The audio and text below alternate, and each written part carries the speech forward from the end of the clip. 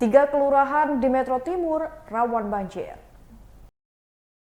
Camat Metro Timur Ferry Handono mengaku beberapa titik di wilayah setempat rentan terjadi genangan air dan banjir. Ia mengatakan lokasi yang rentan terjadi banjir berada di Kelurahan Yosorejo, Kelurahan Iring Mulyo, dan Kelurahan Tejo Agung. Untuk bencana banjir, pihaknya pun sudah melakukan antisipasi dan melakukan pemetaan di beberapa titik yang menjadi langganan genangan air. Ferry menuturkan titik pertama yang berada di Kelurahan Yosorejo telah beberapa kali ditinjau oleh Wali Kota dan PUTR. Pertama di Kelurahan Yosorejo, pihaknya sudah beberapa kali melakukan tinjauan dengan Wali Kota dan jajaran PUTR. Di Jalan Raja Basa, kalau hujan deras, maka akan melebar dan meluap airnya. Sehingga pihaknya pun sudah melakukan peninggian saluran pembuang dari kota ke kelurahan. Titik kedua ini berada di Jalan Stadion, tepatnya di depan Pasar 24. Itu pun sudah dilakukan upaya untuk memperlancar saluran air. Saat ini untuk saluran air yang berada di Jalan Palaraya Kelurahan Iring Mulyo, Kecamatan Metro Timur juga kerap terjadi genangan air hingga banjir. Ketiga ada titik di Jalan Palaraya, di mana di titik tersebut merupakan daerah cekungan atau daerah mangku. Ya, untuk khusus di Jalan Palaraya, camat menyebut terkendala hibah tanah. Ia mengatakan nantinya pembangunan saluran air di Jalan Palaraya akan diajukan pembangunan pada Musrenbang 2025 mendatang. Sekarang Kecamatan Metro Timur sedang mengupayakan apa saja sih untuk menjadi atau untuk mencegah terjadinya banjir ya di musim penghujan mendatang, karena sebentar lagi kan sudah mendekati. Ya, tentu kita sudah melakukan antisipasi ya dan pemetaan di beberapa titik yang menjadi langganan genangan air. Yang pertama itu di Kelurahan Yosorejo ya, kita sudah beberapa kali tinjauan dengan Pak Wali Kota Metro dan jajaran Dinas PUTR. Ini di Jalan Raja Basa ya, yang kalau terjadi hujan dengan intensitas deras itu melebar ya, meluap. Jadi sudah dilakukan peninggian saluran pembuang ya, yang dari kota menuju ke Kelurahan Yosorejo di daerah Raja Basa. Itu sudah ditinggikan ya, memperlancar. Kan ada beberapa titik yang mungkin diperlukan peninggian. Itu sudah alhamdulillah sudah dilaksanakan pada tahun ini ya.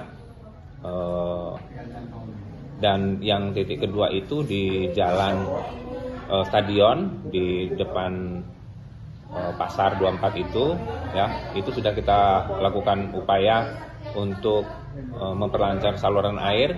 Kita sudah berkoordinasi dengan pengusaha yang ada di situ ya, dengan membuat ram-ram untuk masuknya air ke saluran, mempercepat ke arah Sungai Wai Batanghari. Nah, ini nanti kita upayakan juga akan menambah titik-titik untuk mempercepat air masuk ke saluran di depan SPBU ya. Ini sedang kita kaji dengan Dinas PUTR.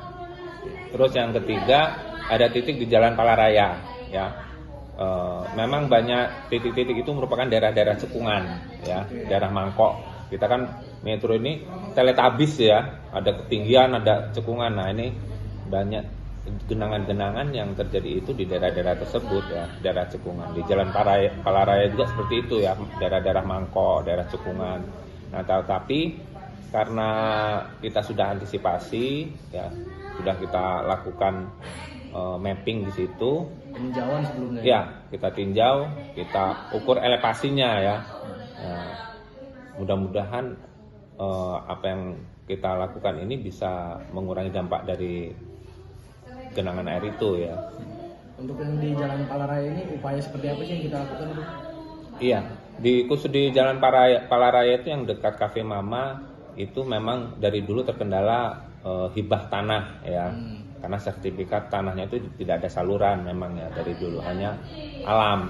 Nah, ini alhamdulillah tahun ini berkat koordinasi pihak Pamong, kelurahan dan pemilik tanah, ini sudah pemilik tanah memberikan hibah itu ada yang memberikan 1 meter, ada yang 2 meter gitu kan, sehingga kita dapat untuk Jumlahnya- calon jumlahnya saluran. berapa warga yang menghibahkan di sekitar bawah? Itu dua pemilik tanah karena luas ya, Iya. tanahnya luas sekali ya dalam satu bidang itu. Jadi memang mereka menghibahkan itu untuk dijadikan saluran ya, agar tidak Betul. penyumbatan Iya. lagi ketika musim penghujan. Iya, karena pasti kan bonus demografi ini mendorong masyarakat untuk mendirikan bangunan ya.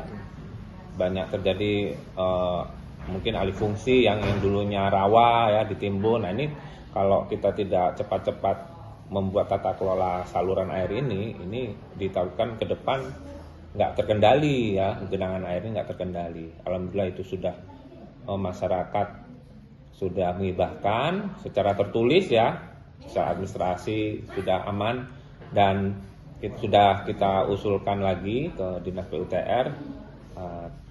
Hari ini sudah diukur kembali ya kan. Mudah-mudahan secepatnya terrealisasi ya kalau bisa di APBD perubahan ya. Berarti untuk estimasi panjangnya berapa meter? Ya Yang kurang lebih kemarin itu yang swadaya masyarakat ya yang diberikan secara hibah, dan kita lakukan pengerukan ya dengan swadaya masyarakat, ada pengusaha yang bantu eskavator ya, itu kurang lebih 100 meter lah ya, 100 meter ya, yang di depan itu sekitar 20. Berarti itu ujungnya nyambung kemana itu? Itu nanti masuk ke saluran sampai ke LP. Hotel Cita LP, nah itu masuk ke situ airnya. Oh iya. Nah, ini kan saluran kita itu ya, yang dari sayap kiri itu. Tadinya kan itu tertutup gitu ya, Mas? Iya. Seperti apa? Itu kan saluran alam kan, Oh. saluran alam rawa-rawa, serapan air gitu kan. Tapi ini kita buat seperti tampungan air ya, supaya nanti genangan ini tidak melebar ke jalan kan. Ya. Itu diproyeksikan rampung kapan itu, Bang? Mudah-mudahan untuk yang kita kan sudah menyelesaikan bentuk saluran airnya ya. Nah, tata bangunannya ini kita usulkan juga di Musrenbang di 2025 ya. Mungkin secara bertahap karena sangat panjang ya itu ya. Mungkin kalau saya prediksi ya anggarannya cukup besar lah kalau panjang sampai ke 200 meter ya. Tapi mudah-mudahan kita buat elevasinya supaya air itu ngalir lancar ke Wai Batanghari. Terima kasih, Mas.